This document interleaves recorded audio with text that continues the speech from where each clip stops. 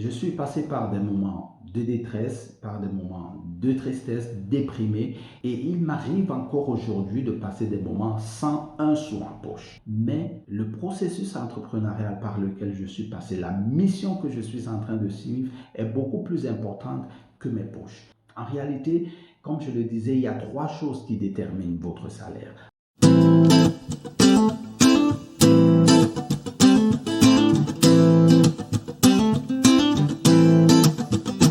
Bonjour, je suis Mayem Didier de Bidifray.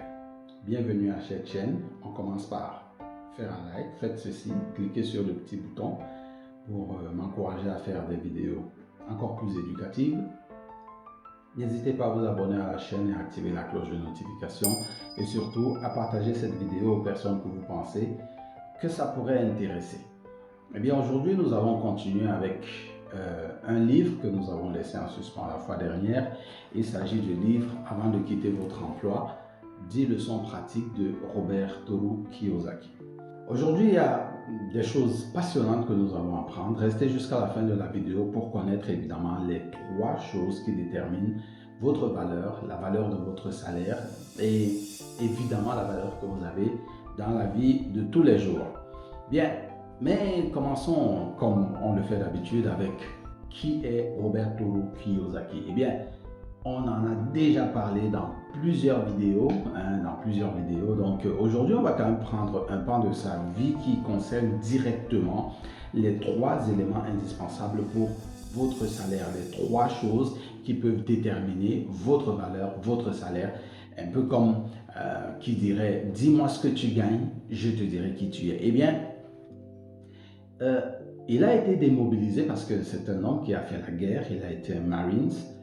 Et il a été démobilisé entre 1972 et 1974. Il a été démobilisé, donc il est retourné à la vie civile. Et de 1972, donc, et à cette période, il fallait qu'il détermine quelque chose d'important dans sa vie pour pouvoir continuer sa vie. Parce que une fois qu'on est sorti du corps des Marines, eh bien la vie continue, la vie ne s'arrête pas là. Il faut pouvoir gagner sa vie, avoir de quoi se nourrir, etc. Et il fallait donc qu'il maîtrise les éléments qu'il faut pour l'entrepreneuriat, et ça il l'a fait. Il devait décider de sa mission de vie après le retrait des forces armées. De 1986 à 1994, il y avait un autre élément qu'il devait rechercher, c'est la passion dans ce qu'il faisait, parce que au début des années 80, eh bien, il avait déjà atteint une certaine autonomie financière, mais il lui manquait quelque chose, il lui manquait un élément important pour pouvoir continuer dans son processus de vie. Et dans cette partie du livre, la partie du livre que nous allons examiner aujourd'hui, il y va dans les détails, dans ce qui s'est passé durant cette période. Et de 1994 à 2004, eh bien, à ce moment-là, il fallait qu'il crée son produit. Quelque chose de très très important, une fois de plus, qu'il détaille bien dans ce livre Avant de quitter votre emploi. Et bien sûr, dans les autres livres dont nous ferons aussi des résumés plus tard. Mais cette tranche de vie de Robert Kiyosaki entre 1972 et 2004 est une tranche de vie importante pour cette vidéo d'aujourd'hui. Trois choses indispensables qui déterminent votre salaire. Alors, parlons du résumé. Le résumé de ce que nous allons voir aujourd'hui. Qu'est-ce que nous allons voir aujourd'hui? Aujourd'hui, nous allons parcourir le chapitre 6 et le chapitre 7 de ce livre. Dans le chapitre 6, il aborde les trois types de salaires qui existent, et il explique les choses qui mènent au type de salaire, les choses qui déterminent le type de salaire que vous avez parmi les trois types de salaires qu'il y a. Cliquez dans le lien en description, n'hésitez pas de prendre votre copie du livre, ayez-le comme livre de poche, surtout pour ceux qui veulent quitter leur emploi pour se lancer dans l'entrepreneuriat. Au chapitre 7, eh bien, il parle du fait que pour qu'on puisse déterminer un produit en tant qu'entrepreneur, il y a une seule chose qui doit nous pousser à déterminer le produit, eh bien, c'est la mission que nous nous sommes fixés. C'est la mission qui doit déterminer le produit, et c'est ce qu'il explique dans le chapitre 7. Dans ce chapitre, il explique que votre vie peut être désordonnée. Elle peut vous sembler désordonnée parce que vous êtes passé d'une étape à une autre, d'une expérience à une autre. Mais si vous prenez le temps de vous asseoir et d'examiner avec soin ces différentes expériences, eh bien, il va se dessiner en fond la trame même de votre vie. Elle va se dessiner, vous comprendrez, vous direz, voici ce que je dois faire de ma vie. Eh bien, prenez le temps de lire ce livre avant de quitter votre emploi. Maintenant, passons à la phase des morceaux choisis. Le premier morceau choisi, on en a déjà discuté dans certaines vidéos, eh bien, il s'agit ici de la création d'entreprise. Et beaucoup de personnes, pour démarrer une entreprise, ont généralement des raisons égoïstes.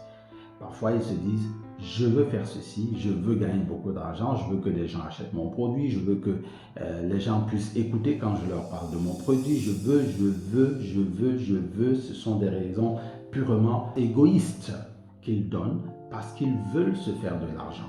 C'est pour ça que des personnes bien intentionnées, bien sûr, ont commencé à développer le concept « fais ce que tu aimes et l'argent suivra » ou bien « je veux faire ce que j'aime et puis j'aurai de l'argent ». En réalité, ce conseil n'est pas des plus judicieux. Écoutons ce que Robert Kiyosaki en dit à la page 211 de ce livre et au paragraphe 4. Très souvent, j'entends des gens dire « je fais ce que j'aime » et aussi « fais ce que tu aimes et l'argent suivra ». Bien qu'il s'agisse d'un bon conseil, il n'est pas des plus judicieux. Le problème le plus flagrant se trouve dans l'utilisation du mot « je ». La véritable mission d'un individu se résume à qui il aime. Elle n'a rien à voir avec lui-même. Une mission, c'est ce que l'on fait pour autrui. Ce n'est pas travailler pour soi-même. Voilà. Fais ce que tu aimes et l'argent suivra. Oui, c'est un bon conseil, mais il n'est pas judicieux dans le contexte de ceux qui particulièrement veulent démarrer dans l'entrepreneuriat. Beaucoup de personnes veulent démarrer dans l'entrepreneuriat parce qu'ils n'ont pas trouvé un emploi. Beaucoup d'autres veulent démarrer dans l'entrepreneuriat parce qu'ils ont vu les autres faire. Beaucoup d'autres veulent démarrer dans l'entrepreneuriat parce qu'il y a ci ou il y a telle raison. Mais en réalité, il faut aller plus profond, il faut creuser plus profond parce que démarrer une entreprise a une autre raison. Et cette raison est abordée, et ça c'est la deuxième pépite qu'il faut noter, cette deuxième raison, Robert Kiyosaki l'a signée à la page 214 et au paragraphe 7. Voici ce qu'il dit. La création d'une entreprise n'a rien à voir avec toi. C'est une aventure qui touche autrui. Elle concerne ton équipe, tes clients, tes professeurs, et écoutez bien, et la façon dont tu sauras les servir. Donc ici, il s'agit plutôt du service des autres, d'être au service des autres, L'entrepreneuriat, c'est d'être au service des autres, de servir les autres, de servir tes professeurs, de servir tes clients, de servir ceci, de servir cela. Maintenant, si on ne doit donc pas démarrer une entreprise entrepreneuriale ou bien une aventure entrepreneuriale sur la base égoïste, comme je veux gagner de l'argent, je veux ceci, je veux cela, mais sur quelle base créer son entreprise? Comment la créer? Avant de quitter son emploi, quels sont les éléments qu'il faut regarder pour pouvoir créer son entreprise? Eh bien, la réponse se trouve à la page 216 et au paragraphe 4 que Robert Kiyosaki nous donne. Et il parle dans cet espace, il rappelle ce qu'il a vécu au Vietnam. Comme je vous l'ai dit, c'était un soldat, c'était un marine, et puis c'était un pilote d'hélicoptère dans les marines. Et il a participé à la guerre du Vietnam. Et voici ce qu'il a remarqué, et écoutez attentivement. Au Vietnam, j'ai vu de près un pays défavorisé l'emporter sur la nation la plus puissante du monde. Tout simplement parce que ses effectifs de combat avaient un sens de la mission beaucoup plus fort. Oui, il a remarqué que les soldats vietnamiens avaient une mission. Et à cause de cette mission, ils ont pu remporter la victoire sur les États-Unis d'Amérique, le pays le plus riche, le plus fort militairement. Il avait tout militairement pour dépasser le Vietnam, mais il a perdu la guerre. Simplement parce que la mission des guerriers vietnamiens était beaucoup plus forte. Eh bien, la leçon est claire. Pour démarrer une entreprise, il vous faut une mission forte parce que c'est cette mission forte qui vous aide à servir les autres. Et aussi parce que la mission forte fait disparaître l'ego, il fait disparaître le moi et il fait disparaître le je. La mission, c'est pour servir autrui.